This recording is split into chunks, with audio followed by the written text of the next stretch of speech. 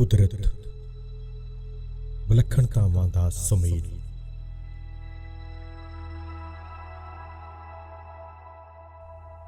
ਕੁਦਰਤ ਵੱਲੋਂ ਪੈਦਾ ਕੀਤੀ ਹਰ ਸ਼ੈ ਵਿਲੱਖਣ ਹੈ। ਬਨਸਪਤੀ, ਜੀਵ ਜੰਤੂ, ਇੱਥੋਂ ਤੱਕ ਕਿ ਮਨੁੱਖ ਵੀ।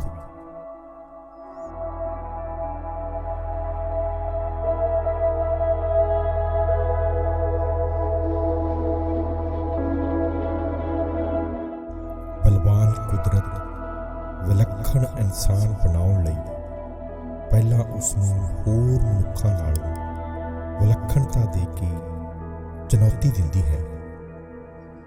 ਜੋ ਮਨੁੱਖ ਇਹ ਚੁਣੌਤੀ ਸਵੀਕਾਰ ਕਰ ਗਿਆ, ਉਹ ਦੁਨੀਆ ਵਿੱਚ ਵਿਲੱਖਣ ਹੋ ਗਿਆ। ਅਜਿਹਾ ਹੀ ਵਿਲੱਖਣ ਨਾਮ ਹੈ ਡਿਜੀਟਲ ਆਰਟਿਸਟ ਮਨਦੀਪ ਸਿੰਘ ਮਨੂ।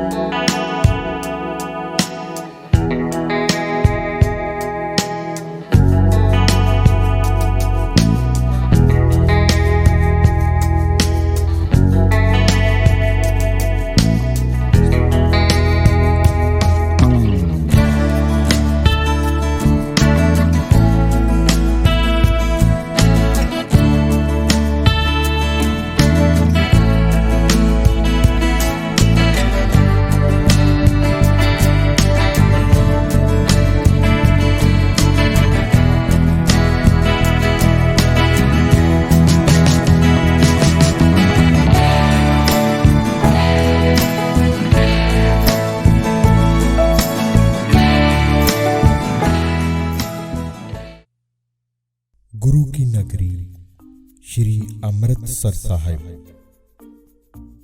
ਇਸੇ ਨਗਰੀ ਵਿੱਚ ਵਸਦਾ ਹੈ ਛੋਟੀ ਜਿਹੀ ਉਮਰ ਦਾ ਜਗਤ ਪ੍ਰਸਿੱਧ ਡਿਜੀਟਲ ਆਰਟਿਸਟ ਮਨਦੀਪ ਸਿੰਘ ਮਨੂ। ਥੋੜੇ ਜਿਹੇ ਸਮੇਂ ਵਿੱਚ ਆਪਣੀ ਕਲਾ ਦਾ ਲੋਹਾ ਮਨਵਾ ਚੁੱਕੀ ਇਸ ਨੌਜਵਾਨ ਨੇ ਇੱਥੋਂ ਤੱਕ ਪਹੁੰਚਣ ਲਈ ਬੜੇ ਲੰਮੇ ਸੰਘਰਸ਼ ਦੇ ਦੌਰ ਨੂੰ ਆਪਣੇ ਪਿੰਡੇ ਤੇ ਹੰਢਾਇਆ ਹੈ। ਆਓ ਉਸ ਸੰਘਰਸ਼ ਰਾਹੀਂ ਜਾਣਦੇ ਹਾਂ ਮਨਦੀਪ ਮਨੂ ਦੀ ਕਾਮਯਾਬੀ, ਜੋ ਬਹੁਤ ਸਾਰੇ ਲੋਕਾਂ ਲਈ ਪ੍ਰੇਰਨਾ ਸਿੱਧ ਹੋਵੇਗੀ। ਮਨਦੀਪ ਸਿੰਘ ਮਨੂ ਦਾ ਜਨਮ 6 ਅਕਤੂਬਰ 1981 ਨੂੰ ਪਿਤਾ ਸਰਦਾਰ ਦਲਜੀਤ ਸਿੰਘ ਅਤੇ ਮਾਤਾ ਸ਼੍ਰੀਮਤੀ ਪਰਮਜੀਤ ਕੌਰ ਦੇ ਘਰ ਅੰਮ੍ਰਿਤਸਰ ਸਾਹਿਬ ਵਿਖੇ ਹੋਇਆ। ਮਨੂ ਦੇ ਜਨਮ ਸਮੇਂ ਖੁਸ਼ੀਆਂ ਨੇ ਦਸਤਕ ਦੇ ਪਰਿਵਾਰ ਨੂੰ ਖੀਵਾ ਕਰ ਦਿੱਤਾ। ਮਾਂ ਨੂੰ ਜੋੜੀ ਬਣਨ ਤੇ ਮੁਬਾਰਕਾਂ ਦੀ ਝੜੀ ਲੱਗ ਗਈ। ਬਾਲ ਮਨੂ ਕੁਝ ਹੀ ਮਹੀਨਿਆਂ ਵਿੱਚ ਸਭ ਨਾਲ ਮੋਹ ਪਾ ਗਿਆ।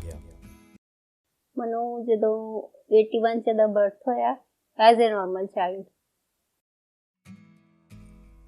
ਪਰ ਇਹ ਕੀ ਤੁਰਨ ਦੀ ਉਮਰ ਸਮੇਂ ਉਹ ਤੁਰ ਨਾ ਪਾਇਆ। ਉਸ ਉਮਰ ਦੇ ਬੱਚਿਆਂ ਦੀਆਂ ਕੀਤੀਆਂ ਜਾਂਦੀਆਂ ਹਰਕਤਾਂ ਉਸ ਵਿੱਚੋਂ ਮਨਫੀ ਦਿਸੀਆਂ।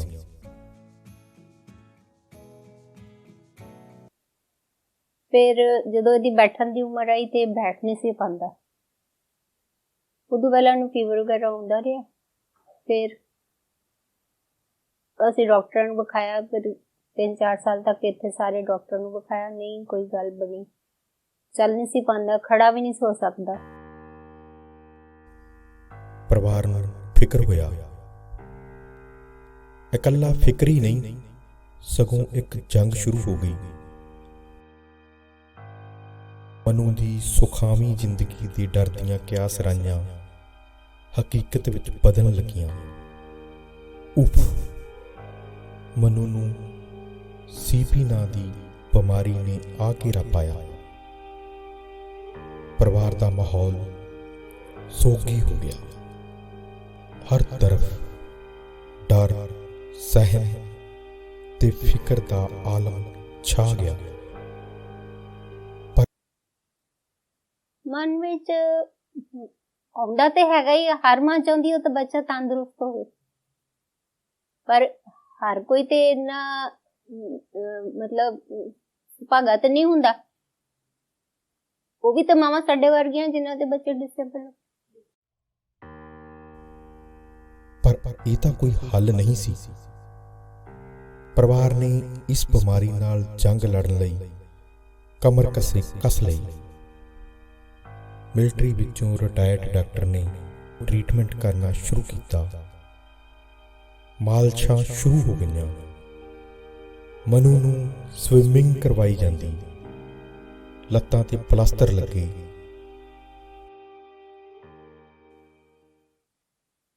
ਤੇ ਬਾਕੀ ਇਹਨਾਂ ਕਿ ਫੈਮਿਲੀ ਦੇ ਸਪੋਰਟ ਹੋਣ ਕਰਕੇ ਮੈਨੂੰ ਹੌਸਲਾ ਬੜਾ ਦਿੱਤਾ ਇਹ ਸਭ ਨੇ, ਕੋਈ ਗੱਲ ਨਹੀਂ, ਠੀਕ ਹੋ ਜੂ, ਮਾਈਨਰ ਪ੍ਰੋਬਲਮ ਹੈ। ਪਰ ਕੰਪਲਿਕੇਸ਼ਨ ਤਾਂ ਹੁੰਦੀ ਉਸ ਵੇਲੇ ਜਦੋਂ ਬੁਖਾਰ ਹੁੰਦਾ ਹੈ ਜਾਂ ਕੁਝ, ਉਦੋਂ ਇਹ ਜਿਹੜੇ ਮਤਲਬ ਡਿਫਾਰਮਿਟੀਜ਼ ਹੈ ਉਹਦੇ ਵੱਲ ਬੰਦਾ ਨਹੀਂ ਜਾਂਦਾ ਸੀ। ਉਹਦੇ ਵੱਲ ਹੁੰਦਾ ਕਿ ਇਸ ਵੇਲੇ ਇਹਨੂੰ ਸ਼ਾਇਦ ਇਹ ਜ਼ਿਆਦਾ ਲੋੜ ਹੈ, ਉਹਦੇ ਵੱਲ ਬੰਦਾ ਜਿੱਥੇ ਭੱਜਦਾ ਸੀ। ਵੱਡੇ ਵੱਡੇ ਡਾਕਟਰ ਬੈਠੇ ਆ, ਸਪੈਸ਼ਲਿਸਟ ਬੈਠੇ ਆ, ਹਿੰਮਤ ਨਹੀਂ ਹਾਰੀ। ਕਾਫੀ ਸਾਲਾਂ ਤੋਂ ਆਰਟ ਦੀ ਫੀਲਡ 'ਚ ਹੈਗਾ, ਬਹੁਤ ਸਾਰੇ ਆਰਟਿਸਟਾਂ ਨੂੰ, ਕਲਾਕਾਰਾਂ ਨੂੰ ਮਿਲਣ ਦਾ ਮੌਕਾ ਹਮੇਸ਼ਾ ਹੀ ਮਿਲਦਾ ਰਿਹਾ। ਲੇਕਿਨ ਮਨਦੀਪ ਸਿੰਘ ਮੰਨੂ ਦੇ ਨਾਲ ਇੱਕ ਵੱਖਰੀ ਤਰ੍ਹਾਂ ਦਾ ਮਿਲਣਾ ਹੋਇਆ, ਪਿਆਰ ਹੋਇਆ।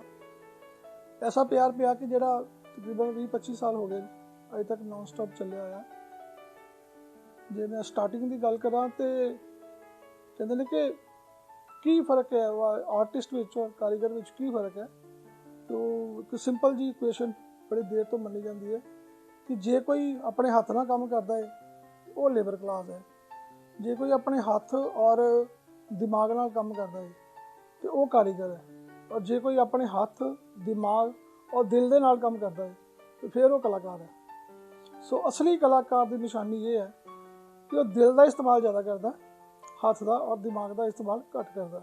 ਔਰ ਮੰਨੂ ਉਹਨਾਂ ਲੋਕਾਂ 'ਚ ਹੈ ਜਿਹਨੂੰ ਆਪਾਂ ਸੱਚਾ ਕਲਾਕਾਰ ਕਹਿੰਦੇ ਹਾਂ। ਬੜੇ ਆਰਟਿਸਟਾਂ ਦਾ ਦੱਸਿਆ ਨਾ ਕਿ ਮਿਲਣ ਦਾ ਮੌਕਾ ਮਿਲਿਆ, ਲੇਕਿਨ ਮੰਨੂ ਸੱਚਾ ਦਿਲ ਤੋਂ ਕਲਾਕਾਰ ਹੈ, ਜਿਹੜਾ ਦਿਲ ਤੋਂ ਆਪਣੇ ਬੋਲਦਾ ਹੈ। ਮੈਂ ਆਰਟ ਗੈਲਰੀ ਸਟੂਡੈਂਟ ਸੀ ਉਦੋਂ, ਸਰਦਾਰ ਅਵਤਾਰ ਸਿੰਘ ਸਾਡੇ ਪ੍ਰੈਜ਼ੀਡੈਂਟ ਦੇ ਨਾਲ ਕੰਮ ਕਰਨ ਦਾ ਮੌਕਾ ਮਿਲਦਾ ਸੀ। ਇੱਕ ਐਗਜ਼ੀਬਿਸ਼ਨ ਲੱਗੀ, ਮੰਨੂ ਉੱਥੇ ਆਪਣੇ ਕੁਝ ਸਾਥੀਆਂ ਦੇ ਨਾਲ ਆਪਣੇ ਪ੍ਰਿੰਟਸ ਲੈ ਕੇ ਆਇਆ ਸੀ। 4x6 ਦੇ ਛੋਟੇ ਛੋਟੇ ਪ੍ਰਿੰਟ ਸੀਗੇ। ਲੇਕਿਨ ਜਦੋਂ ਪ੍ਰਿੰਟਸ ਦੇਖੇ ਤੇ ਉਹ ਮੈਂ ਫਸਟ ਟਾਈਮ ਡਿਜੀਟਲ ਕੰਮ ਦੇਖਿਆ ਸੀ। ਤੇ ਆਮ ਤੌਰ ਤੇ ਆਰਟਿਸਟਾਂ ਨੂੰ ਬਰਸ਼ ਪੇਂਟ ਨਾਲ ਕੰਮ ਕਰਦੇ ਦੇਖਿਆ ਸੀ। ਬਾਅਦ 'ਚ ਮੈਂ ਮੰਨੂ ਬਾਰੇ ਕਿਤੇ ਲਿਖਿਆ ਵੀ ਸੀ ਕਿ ਮੰਨੂ ਲਈ ਤੇ ਮਾਊਸ ਜਿਹੜਾ ਹੈ ਉਹ ਬਰਸ਼ ਹੈ, ਔਰ ਜਿਹੜੀ ਕੰਪਿਊਟਰ ਦੀ ਸਕਰੀਨ ਹੈ ਉਹਦੇ ਲਈ ਕੈਨਵਸ ਹੈ। ਔਰ ਉਹ ਚੀਜ਼ ਸਹੀ ਸਾਬਤ ਹੋਈ। ਅੱਜ ਦੇਖ ਲਓ ਇੰਨੇ ਸਾਲਾਂ ਬਾਅਦ ਵੀ ਮੰਨੂ ਨੇ ਉਹ ਦਿਲ ਨਾਲ ਕੰਮ ਕੀਤਾ। ਉਸ ਟਾਈਮ 'ਤੇ ਜਦੋਂ ਫਸਟ ਟਾਈਮ ਅਸੀਂ ਇਹਨੂੰ ਦੇਖਿਆ ਸੀ ਕੰਮ, ਉਸ ਕੰਮ 'ਚ ਤੇ ਹੁਣ ਕੰਮ 'ਚ ਉਹਦਾ ਮੈਚਿਓਰਿਟੀ ਲੈਵਲ 'ਤੇ ਅਸੀਂ ਸਾਰੇ ਵੇਖਦੇ ਹਾਂ, ਜੋ ਕੰਮ ਕਰਦੇ ਫਰਕ ਨਜ਼ਰ ਆਉਂਦਾ ਹੈ। ਲੇਕਿਨ ਸਟਾਰਟਿੰਗ 'ਤੇ ਹੀ ਇਹਨੇ ਦੱਸਤਾ ਸੀ ਪੂਤ ਕੇ ਪਾਉ ਪਾਲੇ ਸੇ ਪਹਿਚਾਨੇ ਜਾਂਦੇ। ਜੋ ਛੋਟਾ ਜਿਹਾ 4x6 ਦਾ ਕੰਮ ਦੇਖ ਕੇ ਲੱਗਾ ਸੀ ਵੀ ਇਹ ਮੁੰਡਾ ਕੱਲ੍ਹ ਨੂੰ ਚੰਗੀਆਂ ਮਾਲਾਂ ਮਾਰੇਗਾ, ਇੱਕ ਵੱਡਾ ਨਾਂ ਕਮਾਏਗਾ। ਔਰ ਉਹੀ ਹੋਇਆ। ਅੱਜ ਮੰਨੂ ਇੰਟਰਨੈਸ਼ਨਲ ਲੈਵਲ 'ਤੇ ਪੂਰਾ ਨਾਮ ਕਮਾ ਰਿਹਾ। ਕੁਝ ਕੁ ਤੁਰਨ ਜੋਗਾ ਹੋਇਆ ਤਾਂ ਸਭ ਨੂੰ ਸੁੱਖ ਦਾ ਸਾਹ ਆਇਆ। ਸਕੂਲ ਲੈਵਲ 'ਤੇ ਇਹ ਹੀ ਵੀ ਮੇਰੇ ਸਾਥੀ ਹੀ ਮੇਰੇ ਮਿੱਤਰ ਉਹ ਬੜੀ ਹੈਲਪ ਕਰਦੇ ਸੀ ਅਤੇ ਮੈਨੂੰ ਇੰਨਾ ਮਹਿਸੂਸ ਨਹੀਂ ਹੋਇਆ ਜ਼ਿਆਦਾ ਭਈ ਕੀ ਆ, ਮਤਲਬ ਕਿ ਫਿਜ਼ੀਕਲ ਕੰਡੀਸ਼ਨ ਦੇ ਨਾਲੇ ਮੇਰੇ ਸਕੂਲ ਦੇ ਜਿਹੜੇ ਹੈਗੇ ਸੀ ਟੀਚਰਸ ਐਂਡ ਪ੍ਰਿੰਸੀਪਲਸ ਉਹ ਬੜਾ ਹੈਲਪ ਕਰਦੇ ਸੀ। ਜਗਜੋਤੀ ਸਕੂਲ ਪੜ੍ਹਿਆ, ਇੱਕ ਲੋਕਲ ਸਕੂਲ ਹੈਗਾ ਸੀ ਬੜਾ ਵਧੀਆ, ਅਤੇ ਉਹ ਮੇਰੇ ਮਿੱਤਰ ਸੀ ਰਿਸ਼ਪਾਲ, ਸੱਗੂ, ਅਤੇ ਇਹ ਸਾਰੇ ਬੜੇ ਹੈਲਪ ਕਰਦੇ, ਵਿਨੇ ਔਰ ਸਾਰੇ ਜਗਦੀਪ, ਅਤੇ ਇਹਨਾਂ ਨੇ ਬੜੀ ਹੈਲਪ ਕਰਨੀ ਵੀ ਨਾਲ ਨਾਲ ਜਾਣਾ। ਪਰ ਇਹ ਖੁਸ਼ੀ ਲੰਬਾ ਸਮਾਂ ਨਾ ਰਹਿ ਸਕੀ। ਫਿਰ ਇਹਦੇ ਬਾਅਦ ਇਹਨੂੰ ਫਿਰ ਬੁਖਾਰ ਆਉਣ ਲੱਗ ਪਿਆ ਤੇ ਇਹਦੇ ਲੰਗਸ ਵਿੱਚ ਪਾਣੀ ਪੈ ਗਿਆ, ਜਿਹਦੇ ਕਰਕੇ ਇਹਦੀ ਦਿਲ ਦੀ ਝਿੱਲੀ ਲਾਉਣੀ ਪਈ। ਉਹਦੇ ਬਾਅਦ ਇਹ ਠੀਕ ਹੋ ਕੇ ਫਿਰ ਇਹਦੀ ਸਟੱਡੀਜ਼ ਵੀ ਚੱਲਦੀ ਰਹੀ। 12ਵੀਂ ਤੱਕ ਇਹਨੇ ਪੇਪਰ ਦਿੱਤੇ। ਫਿਰ ਇਹਨੂੰ ਅਸੀਂ correspondence course BA as a history honours 'ਚ ਪਾ ਦਿੱਤਾ। 4-5 ਸਾਲ ਲੰਬੀ ਜੱਦੋ ਜਹਿਦ ਨਾਲ ਮਨੂ ਜ਼ਿੰਦਗੀ ਜਿਉਣ ਲਈ ਸੰਘਰਸ਼ ਕਰਦਾ ਰਿਹਾ।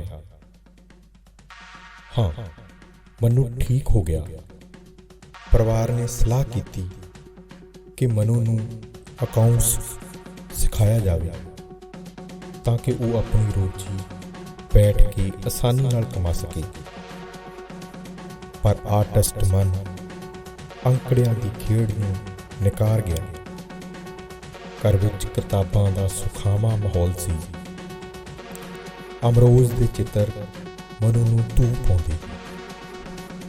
ਕੰਪਿਊਟਰ ਦੇ ਕੀਬੋਰਡ ਦੇ ਨੂਮੈਰਿਕ ਅੱਖਰਾਂ ਦੀ ਬਜਾਏ ਮਨੂ ਦੇ ਮਾਊਸ ਨੇ ਸਕਰੀਨ ਤੇ ਝਰੀਟਾਂ ਖਿੱਚਣੀਆਂ ਸ਼ੁਰੂ ਕਰ ਦਿੱਤੀਆਂ।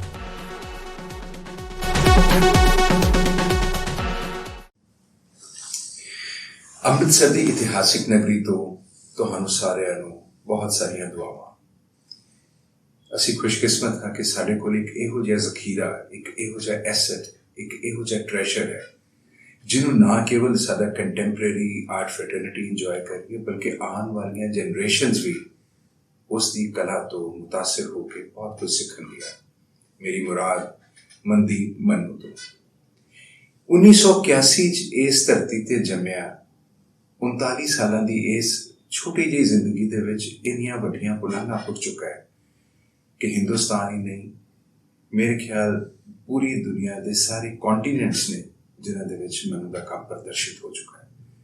ਫਿਰ ਭਾਵੇਂ ਉਹ ਅਮਰੀਕਾ ਹੋਏ, ਭਾਵੇਂ ਜਾਪਾਨ ਹੋਏ, ਭਾਵੇਂ ਯੂਰਪ ਹੋਏ, ਭਾਵੇਂ ਮਿਡਲ ਈਸਟ ਏਸ਼ੀਆ ਹੋਵੇ, ਭਾਵੇਂ ਚਾਈਨਾ ਹੋਏ, ਮਨੂ ਆਪਣੇ ਕੰਮਾਂ ਕਰਕੇ, ਆਪਣੇ ਡਿਜੀਟਲ ਆਰਟ ਕਰਕੇ, ਆਪਣੀ ਉਸ ਖੂਬਸੂਰਤ ਸੋਚ ਕਰਕੇ ਪੂਰੀ ਦੁਨੀਆ ਦੇ ਵਿੱਚ ਜਾਣਿਆ ਜਾਂਦਾ ਹੈ। Indian academy of fine arts ਦੇ ਨਾਲ ਮਨੂ ਦੀ ਵਾਬਸਤਗੀ ਪਿਛਲੇ ਤਕਰੀਬਨ ਉਹਦੀ ਪੈਦਾਇਸ਼ ਤੋਂ ਹੈ। 40 ਸਾਲ ਦੇ ਇਸ ਛੋਟੇ ਜਿਹੇ ਸਫ਼ਰ ਦੇ ਵਿੱਚ ਮਨੂ ਨੇ ਆਪਣੀ ਇੱਕ ਨਿਵੇਕਲੀ ਤੇ ਵਿਲੱਖਣ ਥਾਂ ਇਸ ਕਲਾ ਦੇ ਮੰਦਰ ਦੇ ਵਿੱਚ ਬਣਾਈ ਹੈ। ਸਾਨੂੰ ਹਮੇਸ਼ਾ ਉਸ ਨੂੰ ਇੱਥੇ ਲੈ ਕੇ ਉਸਦੇ ਕੰਮ ਦੀ ਕਲਾ ਪ੍ਰਦਰਸ਼ਨੀਆਂ ਕਰਕੇ, ਬਾਕੀ ਲੋਕਾਂ ਦੇ ਨਾਲ ਉਸਦੇ ਕੰਮ ਦੀ ਚਰਚਾ ਕਰਕੇ, ਡਿਸਕਸ਼ਨ ਕਰਕੇ, ਡਿਬੇਟਸ ਕਰਕੇ ਅਸੀਂ ਬਹੁਤ ਕੁਝ ਸਿੱਖਦੇ ਹਾਂ। ਸਾਨੂੰ ਬਹੁਤ ਖੁਸ਼ੀ ਹੈ ਕਿ ਅੰਮ੍ਰਿਤਸਰ ਦਾ ਮਾਣ ਦਿਨ ਪ੍ਰਤੀ ਦਿਨ ਹੋਰ ਅੱਗੇ ਵਧ ਰਿਹਾ ਹੈ। ਆਉਣ ਵਾਲੇ ਟਾਈਮ ਦੇ ਵਿੱਚ ਮੈਂ ਇੱਕ ਗੱਲ ਦਾਅਵੇ ਨਾਲ ਕਹਿ ਸਕਦਾ ਕਿ ਜੇ ਮਨੂ ਦੀ ਸੋਚ ਵਰਗੇ ਸਾਡੇ ਕੋਲ ਹੋਰ ਜ਼ਖੀਰੇ ਹਿੰਦੁਸਤਾਨ 'ਚ ਪੈਦਾ ਹੋ ਜਾਣ ਤਾਂ ਨਾ ਕੇਵਲ ਅਸੀਂ ਕਲਾ ਦੇ ਖੇਤਰ 'ਚ ਅੱਗੇ ਵਧਾਂਗੇ, ਬਲਕਿ ਸਦਭਾਵਨਾ, ਪੀਸ, ਟ੍ਰੈਂਕੁਇਲਿਟੀ, ਲਵ, ਮੁਹੱਬਤ ਇਸ ਖੇਤਰ ਦੇ ਵਿੱਚ ਵੀ। ਕਿਉਂਕਿ ਮਨੂ ਦੀਆਂ ਕਲਾਕ੍ਰਿਤੀਆਂ ਦੇ ਵਿੱਚ ਹਮੇਸ਼ਾ ਸੂਫੀਜ਼ਮ, ਤਜ਼ੱਫੁਫ, ਰੱਬ ਔਰ ਉਸ ਇੱਕ ਓਂਕਾਰ ਪ੍ਰਤੀ ਜਿਹੜੀ ਸੋਚ ਹੈ ਉਹ ਉਹਦੇ ਕੰਮਾਂ 'ਚੋਂ ਝਲਕਦੀ ਹੈ। ਉਹਦੇ ਰੰਗਾਂ ਦਾ ਚੁਣਾਵ ਔਰ ਉਹਦੇ ਫਿਗਰਸ ਕੁਦਰਤ ਦੇ ਵਿਸਮਾਰ ਦੇ ਨਾਲ ਤੁਹਾਨੂੰ ਜੋੜ ਦਿੰਦੀਆਂ ਨੇ। ਫਿਰ ਚਾਹੇ ਉਹ ਇਕੋਲੋਜੀ ਦੇ ਕੰਮ ਕਰ ਰਿਹਾ ਹੋਵੇ, ਚਾਹੇ ਇਨਵਾਇਰਨਮੈਂਟ ਦੇ ਕੰਮ ਕਰ ਰਿਹਾ ਹੋਵੇ, ਚਾਹੇ ਉਹ ਐਬਸਟਰੈਕਟ ਫਾਰਮ ਦੇ ਵਿੱਚ ਕਿਸੇ ਸਪਿਰਿਚੁਅਲਿਟੀ ਦੇ ਉੱਤੇ ਕੰਮ ਕਰ ਰਿਹਾ ਹੋਵੇ, ਮਨੂ ਆਪਣੇ ਕੰਮ ਦੇ ਵਿੱਚ ਵਿਲੱਖਣਤਾ ਦਾ ਪ੍ਰਤੀਕ ਹੈ। ਮੈਂ ਤੁਹਾਨੂੰ ਸਾਰਿਆਂ ਨੂੰ ਇਸ ਗੱਲ ਦੀ ਮੁਬਾਰਕਬਾਦ ਦੇਣਾ ਤੇ ਖੁਸ਼ੀਆਂ ਤੇ Indian academy of fine arts ਹਮੇਸ਼ਾ ਇਸ ਗੱਲ ਵਾਸਤੇ ਮਨੂ ਦੀ ਰਿਣੀ ਰਹੇਗੀ ਕਿ ਮਨੂ ਦੀ ਕਲਾਕ੍ਰਿਤੀਆਂ ਤੋਂ, ਮਨੂ ਦੇ ਕੰਮਾਂ ਤੋਂ, ਮਨੂ ਦੀ ਜ਼ਿੰਦਗੀ ਤੋਂ ਅਸੀਂ ਬਹੁਤ ਕੁਝ ਸਿੱਖਦੇ ਹਾਂ। ਮੈਂ ਨਹੀਂ ਕਹਿਣਾ ਚਾਹਦਾ, ਲੇਕਿਨ ਇਹ ਸੱਚਾਈ ਹੈ ਕਿ ਜੇ ਪਰਮਾਤਮਾ ਨੇ, ਕੁਦਰਤ ਨੇ ਮਨੂ ਨੂੰ ਕਿਸੇ ਚੀਜ਼ ਦੇ ਵਿੱਚ ਸਾਡੇ ਤੋਂ ਥੋੜਾ ਜਿਹਾ ਵੰਚਿਤ ਰੱਖਿਆ, ਕੋਈ ਸਾਡੇ ਤੋਂ ਥੋੜਾ ਜਿਹਾ ਵਾਂਝਾ ਰੱਖਿਆ, ਉਹਦੇ ਨਾਲ ਨਾਲ ਕੁਦਰਤ ਨੇ ਮਨੂ ਨੂੰ ਬਾ ਕਮਾਲ ਸਲਾਹੀਅਤਾਂ ਦੇ ਨਾਲ ਨਵਾਜਿਆ। ਉਹ ਸਲਾਹੀਅਤਾਂ ਸ਼ਾਇਦ ਇੱਕ ਕੇਵਲ ਪੂਰਨ ਇਨਸਾਨ ਦੇ ਵਿੱਚ ਵੀ ਨਹੀਂ ਜੋ ਸਾਡੇ ਮਨਦੀਪ ਮਨੂ ਦੇ ਵਿੱਚ ਨੇ। ਸੋ ਮੈਂ ਉਹਨੂੰ ਦਿਲ ਦੀਆਂ ਅਸੀਸਾਂ ਦੇਣਾ। Indian academy of fine arts ਦਾ ਵਿਹੜਾ, ਇਹਦਾ ਦਰਬਾਰ, ਇਹਦਾ ਕਲਾ ਦਾ ਮੰਦਰ ਹਮੇਸ਼ਾ ਇਹੋ ਜਿਹੀਆਂ ਰੂਹਾਂ ਵਾਸਤੇ ਖੁੱਲ੍ਹਾ ਹੈ ਔਰ ਅਸੀਂ ਸੱਦਾ ਦਿੰਦੇ ਹਾਂ ਪੂਰੀ ਦੁਨੀਆ ਦੇ ਸਾਰੇ ਆਰਟਿਸਟਾਂ ਨੂੰ ਕਿ ਆਓ ਤੇ ਆਪਣੀ ਕਲਾ ਦੇ ਨਾਲ ਜੁੜੋ ਤੇ ਸਾਨੂੰ ਆਪਣੀ ਕਲਾ ਦੇ ਨਾਲ ਪ੍ਰੇਰਿਤ ਕਰਕੇ ਸਾਨੂੰ ਕੁਝ ਹੋਰ ਅੱਗੇ ਵਧਣ ਦਾ ਮੌਕਾ ਦਿਓ। ਧੰਨਵਾਦ।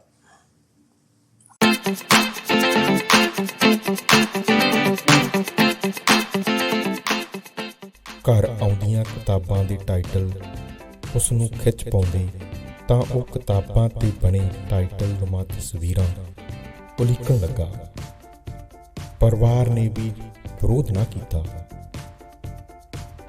ਵੱਡੇ ਭਰਾ ਸੰਦੀਪ ਦਾ ਲੇਖਕਾਂ ਨਾਲ ਬੈਠਣ ਉੱਠਣ ਹੋਣ ਕਾਰਨ ਮਨੂ ਦੇ ਮਨ ਨੇ ਲੇਖਕਾਂ ਦੀਆਂ ਰਚਨਾਵਾਂ ਨੂੰ ਵਿਜ਼ਨ ਦੇਣ ਲਈ ਪ੍ਰੇਰਿਤ ਕੀਤਾ। ਮਨੂ ਨੇ ਖੁੱਲ੍ਹੇ ਅੰਬਰ ਵਿੱਚ ਉਡਾਨ ਭਰੀ। ਤੇ ਉਹ ਹੁਣ ਇੰਟਰਨੈਸ਼ਨਲ ਪੱਧਰ ਤੇ ਆਪਣੀ ਹੋਂਦ ਰੱਖਦਾ ਹੈ।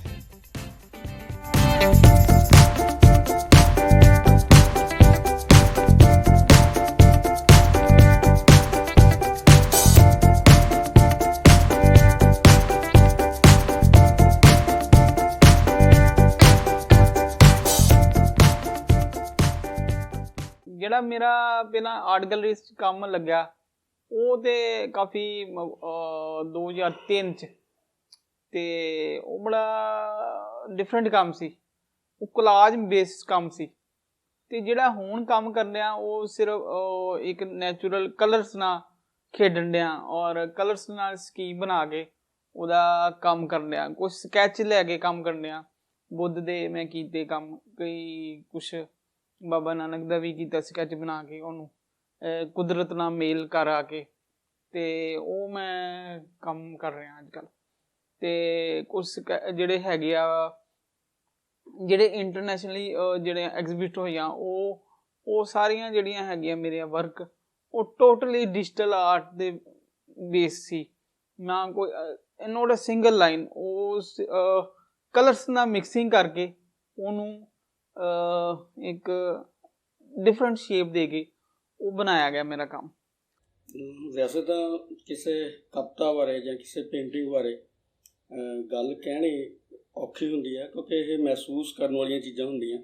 ਬੰਦਾ ਜਿਹੜਾ ਇਹਨੂੰ ਪੇਂਟਿੰਗ ਨੂੰ ਕਿਸੇ ਨੂੰ ਦੇਖਦਾ, ਉਹਦੇ ਅੰਦਰ ਕੀ ਕੁਛ ਵਾਪਰਦਾ, ਉਹ ਕਿੱਥੇ ਕਿੱਥੇ ਰਿਲੇਟ ਕਰਦਾ, ਕਿੱਥੇ ਕਿੱਥੇ ਜਾਂਦਾ, ਇਹ ਉਹਦਾ ਨਿੱਜੀ ਜਿਹਾ ਅਨੁਭਵ ਹੁੰਦਾ। ਅਤੇ ਪਰ ਫਿਰ ਵੀ ਕਿਉਂਕਿ ਮਨੋਂ ਸਾਡਾ ਨੌਜਵਾਨ ਪੇਂਟਰ ਹੈ ਔਰ ਉਹਦੀ ਖੂਬਸੂਰਤੀ ਇਹ ਹੈ ਕਿ ਜਿਹੋ ਜਿਹਾ ਹੀ ਨਿਰਸ਼ਲ ਹੈ ਉਹ ਮਤਲਬ ਮਾਸੂਮ ਜਿਹਾ, ਉਹਦੀ ਹਾਸੀ, ਉਹਦਾ ਜਿਹੜਾ ਹੈਗਾ ਹਰ ਕਾਰਜ ਜਿਹੜਾ ਹੈ ਨਾ ਉਹ ਕਮਾਲ ਦਾ। ਅਤੇ ਉਹਦੀ ਜਿਹੜੀ ਪੇਂਟਿੰਗ ਹੈ ਉਹਦਾ ਹੀ ਰੂਪ ਹੈ ਇੱਕ, ਉਹਦਾ ਜਿਹੜਾ ਅੰਦਰ ਹੈ ਉਹਦੀ ਪੇਂਟਿੰਗ 'ਚ ਆ ਕੇ ਬਾਹਰ ਆਉਂਦਾ। ਅਤੇ ਮੇਰਾ ਖਿਆਲ ਅਸੀਂ ਉਹਦੀ ਪੇਂਟਿੰਗ ਦੇਖਦੇ ਹੋਏ ਆਪਣੇ ਅੰਦਰ ਨਾਲ ਜੁੜਦੇ ਹਾਂ।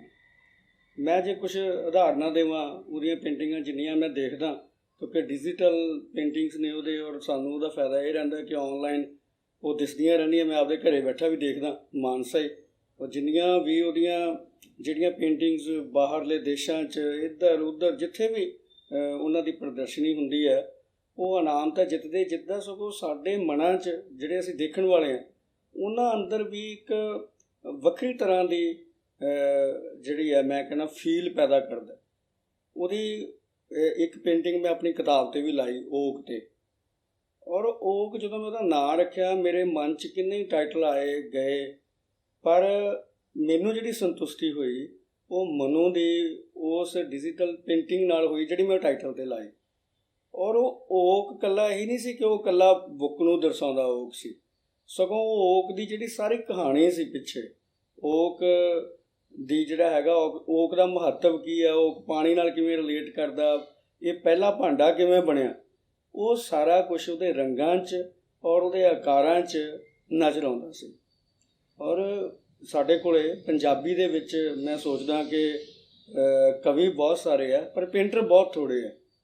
ਔਰ ਨੌਜਵਾਨ ਜਿਹੜੇ ਪੇਂਟਰ ਹੈ ਜਿਨ੍ਹਾਂ ਦਾ ਇਸ ਹੱਦ ਤੱਕ ਨਾਂ ਹੋਵੇ, ਮਨੂ ਸਾਡਾ ਛੋਟਾ ਭਰਾ, ਮੈਂ ਕਹਿਣਾ ਨੌਜਵਾਨ ਪੇਂਟਰ ਸਾਡੇ ਕੋਲ ਇੱਕੋ ਇੱਕ ਐਸਾ ਹੈ ਜਿਹੜਾ ਵੱਖਰੀ ਤਰ੍ਹਾਂ ਦੇ ਕੰਮ ਕਰਦਾ ਹੈ। ਮਨੂ ਕਰਮਸ਼ੀਲ ਯੋਧਾ ਹੈ। ਉਹ ਨਿਰੰਤਰ ਕਰਮ ਕਰਨ ਵਿੱਚ ਮਸ਼ਰੂਫ ਰਹਿੰਦਾ ਹੈ।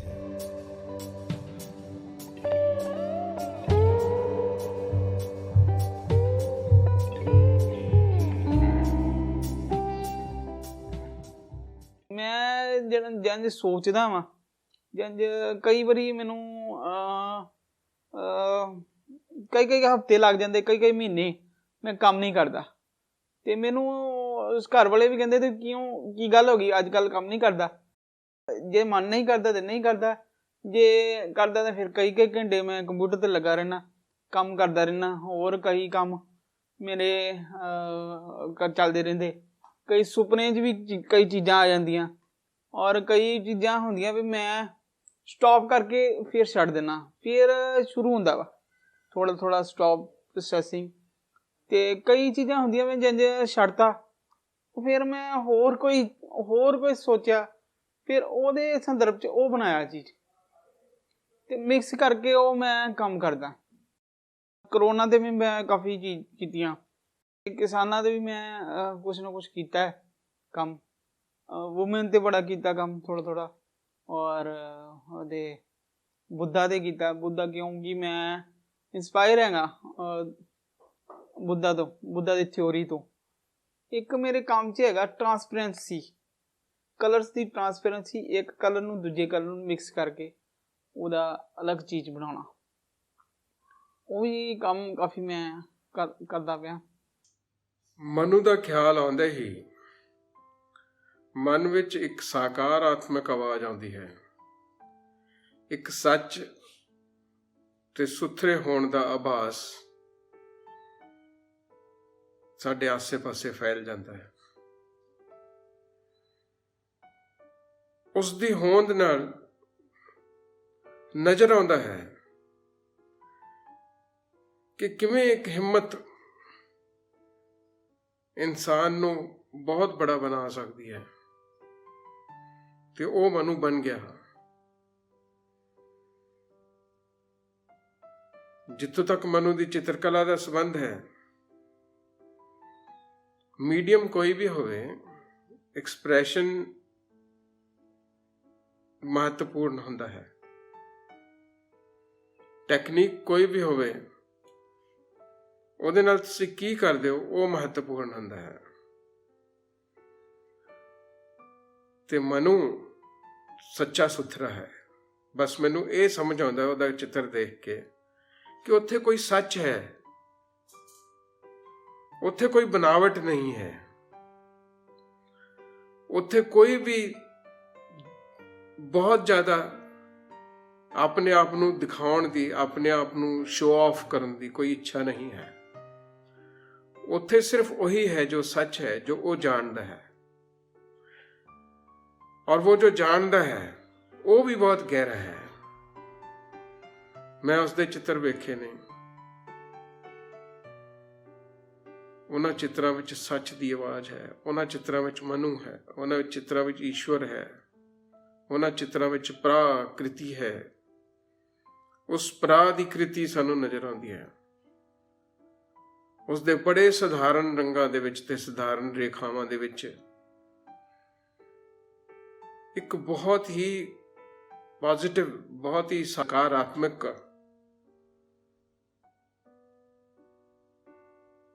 ਜੀਵਨ ਦੀ ਤਰਸ਼ ਹੈ।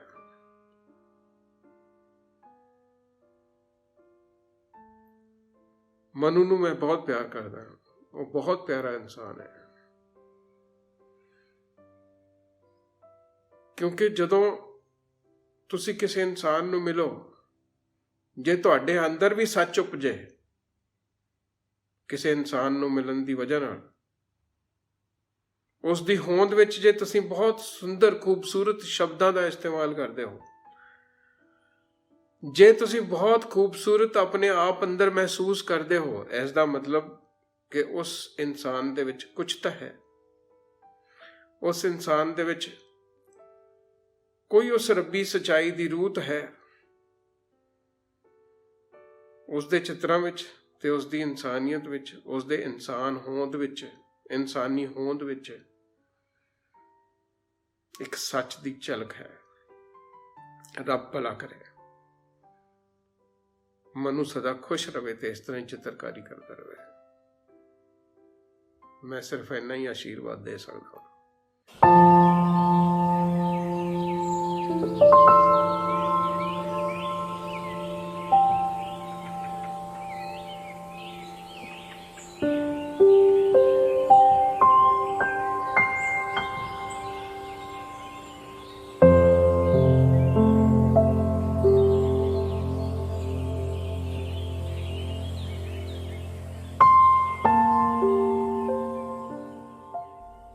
ਉਸ ਦੇ ਰੰਗਾਂ ਦਾ ਸੰਸਾਰ ਉਸ ਨੂੰ ਅਥਾਹ ਊਰਜਾ ਦਿੰਦਾ ਹੈ। ਇਸ ਊਰਜਾ ਨਾਲ ਕੀਤਾ ਗਿਆ ਮਨੂ ਦਾ ਕੰਮ ਲੋਕਾਂ ਦੇ ਦਿਲਾਂ ਦੀ ਧੜਕਣ ਬਣ ਜਾਂਦਾ ਹੈ।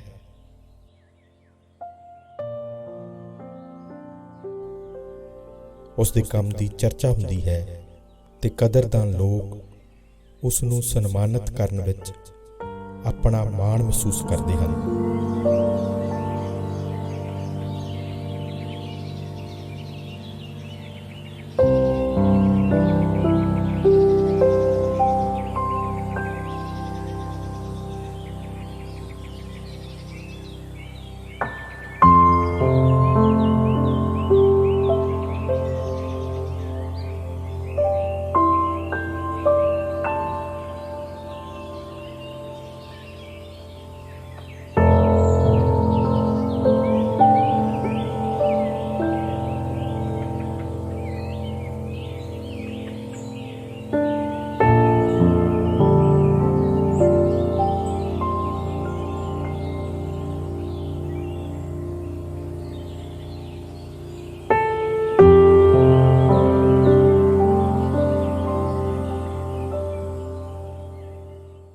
Sarvepalli Radhakrishnan award for excellence in teaching, Agnipath ਮਾਨਵ ਸੇਵਾ ਸਨਮਾਨ ਅਤੇ ਪੰਜਾਬ ਸਰਕਾਰ ਦੇ ਸਟੇਟ ਅਵਾਰਡ ਸਮੇਤ ਹੁਣ ਤੱਕ ਮਨਦੀਪ ਸਿੰਘ ਮਨੂ ਨੂੰ ਸੈਂਕੜੇ ਇਨਾਮਾਂ ਨਾਲ ਨਿਵਾਜਿਆ ਜਾ ਚੁੱਕਾ ਹੈ। ਮਨਦੀਪ ਸਿੰਘ ਮਨੂ ਹੁਣ ਤੱਕ ਸੈਂਕੜੇ ਕਲਾ ਪ੍ਰਦਰਸ਼ਨੀਆਂ ਲਗਾ ਕੇ ਆਪਣੀ ਕਲਾ ਦਾ ਲੋਹਾ ਮਨਵਾ ਚੁੱਕਾ ਹੈ। ਲੇਖਕਾਂ ਦੀਆਂ ਦਰਜਨਾਂ ਕਿਤਾਬਾਂ ਦੇ ਟਾਈਟਲ ਬਣਾ ਕੇ ਮਨੂ ਨੇ ਉਹਨਾਂ ਨੂੰ ਜ਼ੁਬਾਨ ਦਿੱਤੀ ਹੈ। ਫਿਰ ਵੀ ਮੈਂ ਕਹਿੰਦੀ ਹਾਂ ਇਹਨੇ ਬੜੀ ਜ਼ਿੰਦਗੀ ਦੀ ਜਿਹੜੀ ਇਹ ਸਟਰਗਲ ਜਿੱਤੀ ਹੈ, ਇਹ ਹਾਰ ਜਾਂਦਾ ਤੇ ਸ਼ਾਇਦ ਅਸੀਂ ਵੀ ਕੁਝ ਨਾ ਕਰ। ਇਹੋ ਜਿਹਾ ਟਾਈਮ ਵੀ ਆਉਂਦਾ ਜੇ ਕਾਰਡੀਓਲੋਜੀ 'ਚ ਪਿਆ ਹੁੰਦਾ ਸੀ, ਮੈਨੂੰ ਪਤਾ ਲੱਗਦਾ ਸੀ, ਮੈਨੂੰ ਐਂ ਲੱਗਦਾ ਜੇ ਮੌਤ ਕੰਧਾਂ ਨਾਲ ਤੁਰੀ ਫਿਰਦੀ ਹੈ। ਇਹੋ ਜਿਹਾ ਟਾਈਮ ਵੀ ਆਇਆ, ਪਰ ਉਹ ਹਮੇਸ਼ਾ ਜਦੋਂ ਜ਼ਿੰਦਗੀ ਜਿੱਤਦੀ ਹੈ ਨਾ, ਜਦੋਂ ਕਿਸਮਤ ਹਾਰਦੀ ਉਦੋਂ ਕੁਝ ਨਹੀਂ ਕਰ ਸਕਦਾ ਬੰਦਾ, ਮੈਂ ਵੇਖਿਆ ਤਾਂ।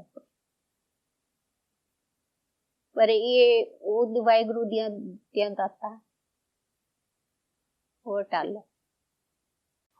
ਇੱਕ ਲੇਡੀ ਸੀ, ਉਹਨੇ ਮੇਰਾ ਕੰਮ ਖਰੀਦਿਆ, ਉਹਦਾ ਨਾਂ ਹੀ ਵਾਕ ਚੱਲ ਰਿਹਾ ਸੀ, ਤੇ ਉਹ ਕਹਿੰਦੀ ਮੈਂ ਉੱਠ ਨਹੀਂ ਪਾਣੀ ਸੀ, ਤੇ ਮੈਂ ਇਹ ਦੇਖ ਕੇ ਇੰਸਪਾਇਰ ਹੋਈ ਵੀ ਮੈਂ ਉੱਠਾਂ ਔਰ ਕੰਮ ਕਰਾਂ।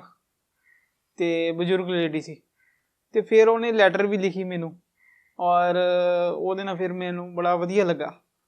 ਪੂਨਮ ਜੀ ਉਹ ਹੈਗੀ ਸੀ ਦਿੱਲੀ, ਹਾਲੇ ਵੀ ਹੈਗੇ ਨੇ, ਤੇ ਗੱਲਬਾਤ ਹੁੰਦੀ ਰਹਿੰਦੀ ਹਾਲੇ ਤੱਕ ਵੀ, ਤੇ ਉਹ ਬੜਾ ਵਧੀਆ ਮੇਰਾ ਇੱਕ ਅੱਛੀ ਯਾਦ ਹੈ।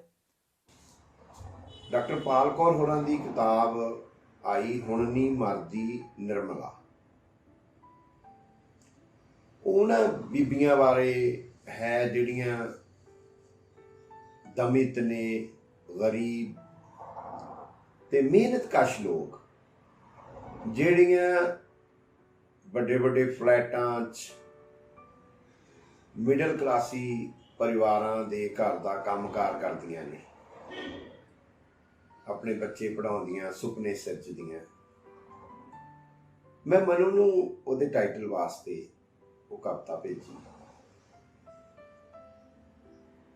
ਤਾਂ ਮਨੂ ਨੇ ਜਿਹੜਾ ਟਾਈਟਲ ਬਣਾਇਆ, ਉਹ ਮਨੂ ਦੇ ਸਾਰੇ ਆਰਟ, ਉਹਦੇ ਜੀਵਨ ਫਲਸਫੇ, ਉਹਦੇ ਜੀਵਨ ਅਨੁਭਵ, ਉਹਦੀ ਉਡਾਨ, ਉਹ ਸਾਰਾ ਹੀ ਉਸ ਟਾਈਟਲ 'ਚ ਰਿਫਲੈਕਟ ਕਰ ਰਿਹਾ ਸੀ। ਐਬਸਟ੍ਰੈਕਟ ਹੈ, ਇਹ ਉਹਦੀ ਸ਼ੈਲੀ ਹੈ। ਉਹ ਕੰਪਿਊਟਰ ਡਿਜ਼ਾਈਨਡ ਹੈ, ਇਹ ਉਹਦੀ ਸ਼ੈਲੀ ਹੈ। ਉਹਦੇ ਵਿੱਚ ਉਹ ਸਾਰੇ ਫਲੈਟ ਸਿਸਟਮ ਜਿਸ ਤਰੀਕੇ ਦੇ ਹੁੰਦੇ ਆ, ਲਾਈਨ 'ਚ ਹੈ, ਤੇ ਇੱਕ ਔਰਤ ਦਾ ਅਕਸ ਹੈ। ਸਾਰੇ ਦਾ ਕਲਰ ਹਨੇਰੇ 'ਚ ਚਮਕਦਾ ਗੋਲਡਨ ਕਲਰ ਹੈ। ਉਹਨਾਂ ਔਰਤਾਂ ਦੇ ਸੁਪਨਿਆਂ ਨੂੰ ਉਹ ਸੁਨਹਿਰੇ ਚਿਤਵਦਾ ਹੈ। ਉਹਨਾਂ ਮਿਹਨਤਕਸ਼ ਲੋਕਾਂ ਨੂੰ ਵੀ ਉਹਨੇ ਸੁਨਹਿਰੇ ਚਿਤਵਿਆ ਹੈ। ਇਹ ਉਡਾਨ ਸੀ ਮਨੂ ਦੀ, ਉਸ ਕਵਿਤਾ ਤੋਂ ਅਗਾਂਹ ਤੱਕ ਦੀ ਉਡਾਨ, ਆਰਟ ਤੱਕ ਦੀ ਉਡਾਨ, ਆਰਟ ਦੀ ਅੰਡਰਸਟੈਂਡਿੰਗ ਦੀ ਉਡਾਨ, ਪੋਇਟਰੀ ਦੀ ਅੰਡਰਸਟੈਂਡਿੰਗ ਦੀ ਉਡਾਨ, ਉਹਦੇ ਅੰਦਰ ਕੋਈ ਆਲੋਚਕ ਪਿਆ ਉਹਦੀ ਉਡਾਨ। ਪਰ ਉਹ ਜਿਹੜਾ ਅਕਸ ਔਰਤ ਦਾ ਸੀ ਉਹਦੇ ਵਿੱਚ ਫਿਰ ਬਲੈਕ ਹੋਲਸ ਨੇ, ਕਾਲੇ ਸੁਰਾਖ ਨੇ। ਹੁਣ ਇਹ ਉਹਦਾ ਜੀਵਨ ਯਥਾਰਥ ਹੈ। ਇਹ ਕਿਸੇ ਦ੍ਰਵਿਤ ਬੰਦੇ ਦੇ ਪਕੜ 'ਚ ਆਉਣ ਵਾਲੀਆਂ ਗੱਲਾਂ ਜਿਹੜੀਆਂ ਹੁੰਦੀਆਂ ਨੇ, ਜਿਹੜੇ ਬਲੈਕ ਹੋਲਸ ਨੇ ਉਹਦੇ ਅੰਦਰ, ਜਿਹੜੇ ਉਹਦੇ ਦੁੱਖ ਨੇ, ਉਹਦੇ ਦਰਦ ਨੇ, ਉਹਦੀਆਂ ਯਾਤਨਾਵਾਂ ਨੇ, ਤਾਂ ਮਨੂ ਉਹਨੂੰ ਸੁਰਾਖ, ਬਲੈਕ ਸੁਰਾਖ ਰਾਹੀਂ ਐਕਸਪਲੇਨ ਕਰਦਾ ਆਪਣੇ ਆਰਟ ਦੇ ਵਿੱਚ। ਜੋ ਬੱਚਾ ਕਦੀ ਪੈਨ ਦੇ ਨਾਲ ਕੁਝ ਲਿਖ ਨਹੀਂ ਸੀ ਪਾਉਂਦਾ, ਅੱਜ ਉਹ ਰੰਗਾਂ ਦੇ ਵਿੱਚ ਆਪਣਾ ਸੰਸਾਰ ਚਿੱਤਰ ਰਿਹਾ ਹੈ। ਇੱਕ ਲੰਬੀ ਜਹਿਦ ਉਹਨਾਂ ਨੇ ਆਪਣੀ ਜ਼ਿੰਦਗੀ ਦੇ ਨਾਲ ਕੀਤੀ ਹੈ ਔਰ ਬਹੁਤ ਵਧੀਆ ਮੁਕਾਮ ਪਾਇਆ ਹੈ। ਤੁਹਾਨੂੰ ਨਹੀਂ ਲੱਗਦਾ ਕਿ ਜੇ ਅੱਜ ਪੂਰਾ ਪਰਿਵਾਰ ਹੁੰਦਾ, ਮਤਲਬ ਉਹਨਾਂ ਦਾ ਡੈਡੀ ਹੁੰਦੀ, ਤਾਂ ਹੋਰ ਗੱਲ ਹੋਣੀ ਸੀ? ਉਹ ਤੇ ਹੈ। ਈਵਨ ਕਿ ਇਹਦੇ ਦਾਦਾ ਜੀ ਇਹਨੂੰ ਬਹੁਤ ਪਿਆਰ ਕਰਦੇ, ਦਾਦਾ ਜੀ ਇਹਨਾਂ ਦੇ ਨਾਲ ਬਹੁਤ ਪਿਆਰ, ਦਾਦਾ ਦਾਦੀ ਨੇ ਬਹੁਤ ਪਿਆਰ ਲਿਆ ਇਹਨਾਂ ਦੇ ਬੱਚਿਆਂ ਨੂੰ। ਤੇ ਜਦੋਂ ਇਹਨੂੰ ਸਟੇਟ ਅਵਾਰਡ ਮਿਲਿਆ ਨਾ, ਸਾਡੇ ਪਾਪਾ ਜੀ ਬਿਮਾਰ ਸੀ, ਉਹਨੂੰ ਹਿਮਰੇਜ ਹੋ ਚੁੱਕਾ ਸੀ। ਇਹਦੇ ਪਾਪਾ ਦੇ ਮਾਸੀ ਜੀ ਆਏ ਰੋਣ, ਕਹਿੰਦੇ ਅੱਜ ਉਹਨਾਂ ਨੂੰ ਯਾਦ ਕਰਕੇ ਇਹਦੇ ਪਾਪਾ ਦਾ ਨਾਂ ਲੈ ਕੇ ਜਦੋਂ ਦਲਜੀਤ ਸਿੰਘ ਹੁੰਦਾ ਤੇ ਕਿੰਨਾ ਖੁਸ਼। ਮੈਂ ਕਹਿੰਦੇ ਨਾਲੇ ਜਿਨ੍ਹਾਂ ਨੇ ਫੁੱਲ ਦਸਾਂ ਦੁਨੀਆ ਨੂੰ ਦੱਸਣਾ ਸੀ ਵੀ ਮੇਰੇ ਪੋਤਰੇ ਨੂੰ ਸਟੇਟ ਅਵਾਰਡ ਮਿਲ ਗਿਆ। ਮੇਰੇ ਚਾਚੇ ਬਹੁਤ ਖੁਸ਼ ਸੀ, ਰਿਸ਼ਤੇਦਾਰ ਬਹੁਤ ਖੁਸ਼ ਸੀ, ਪਰ ਜਿਹੜੀ ਮਾਂ ਪਿਓ ਦੀ ਹੁੰਦੀ ਨਾ ਉਹ ਲੌਕਿਕ ਹੁੰਦੀ। ਸਟੇਟ ਅਵਾਰਡ ਮਿਲਣਾ ਛੋਟੀ ਜਿਹੀ, ਸਭ ਤੋਂ ਛੋਟੀ ਉਮਰ 'ਚ ਸਟੇਟ ਅਵਾਰਡ ਮਿਲਣਾ ਨਿੱਕੀ ਜਿਹੀ ਗੱਲ ਨਹੀਂ ਹੁੰਦੀ। ਬਾਕੀ ਬੰਦਾ ਅਵਾਰਡਾਂ ਲਈ ਨਹੀਂ ਹੈ, ਆਪਣੀ ਉਹ ਕਲਾ ਜਿਹੜੀ ਹੈ ਨਾ ਉਹ ਅਵਾਰਡਾਂ ਲਈ ਨਹੀਂ ਹੁੰਦੀ, ਉਹ ਆਪਣੀ ਖੁਸ਼ੀ ਲਈ ਹੁੰਦੀ। ਉਹ ਖੁਸ਼ ਹੈ, ਆਪਣੀ ਮਸਤ ਹੈ, ਮੈਂ ਵੀ ਖੁਸ਼ ਹਾਂ। ਫੈਮਿਲੀ ਦਾ ਸਪੋਰਟ ਸੀਗਾ, ਜੁਆਇੰਟ ਫੈਮਿਲੀ ਸੀ, ਚਾਚੇ ਸੀ, ਦਾਦਾ ਦਾਦੀ ਸੀ, ਪਾਪਾ ਸੀ, ਸਾਰਿਆਂ ਨੇ ਰਲ ਕੇ ਇਹਦੇ ਨਾਲ ਕੀਤਾ। ਆਪ ਵੀ ਜਿੱਥੇ ਜਿੱਥੇ ਲੋੜ ਪਈ ਉੱਥੇ ਅਸੀਂ ਇਹਨੂੰ ਲਿਜਾਂਦੇ ਰਹੇ, ਕਰਦੇ ਰਹੇ। ਬ੍ਰਦਰ ਹੈ ਵੱਡਾ, ਉਹ ਬਹੁਤ ਇਹਦਾ ਸ਼ੁਰੂ ਤੋਂ ਹੀ ਉਹਦੀ ਹੈਲਪਫੁਲ ਹੈ। ਇਵਨ ਸਕੂਲਿੰਗ 'ਚ ਵੀ ਜੋ ਵੀ ਮੁਸ਼ਕਿਲਾਂ ਆਉਂਦੀਆਂ ਰਹੀਆਂ ਉਹਨੇ ਕਦੇ ਮਹਿਸੂਸ ਨਹੀਂ ਹੋਣ ਦਿੱਤੀਆਂ। ਹੌਲੀ ਹੌਲੀ ਇਸ ਮੁਕਾਮ ਤੱਕ ਪਹੁੰਚਿਆ ਕਿ ਅੱਜ ਇਹਨੂੰ 4 ਬੰਦੇ ਜਾਣਦੇ ਆ।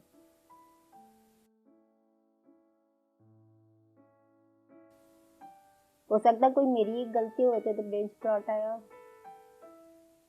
ਦਾ, ਮੇਰੇ ਮੁਕੱਦਰ 'ਚ ਫਰਕ ਸੀ ਨਾ, ਤੇ ਪਰ ਪਤਾ ਨਹੀਂ ਉਹਨੇ ਕਿੱਥੇ ਚੰਗਾ ਲਿਖਿਆ।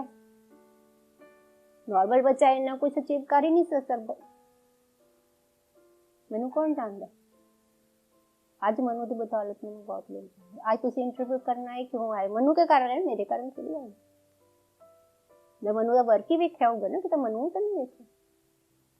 ਬਹੁਤ ਸਾਰੇ ਡਿਸੇਬਲਡ ਬੱਚੇ ਜਿਹੜੇ ਨਹੀਂ ਪਹੁੰਚ ਸਕਦੇ ਇਸ ਵਿੱਚ।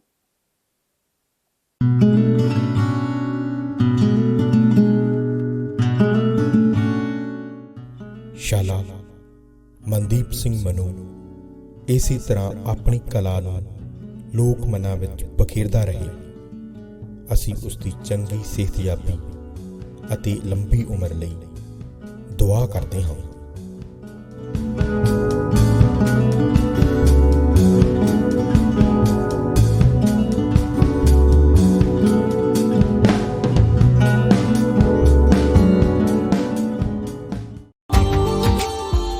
Subscribe now and press the bell icon.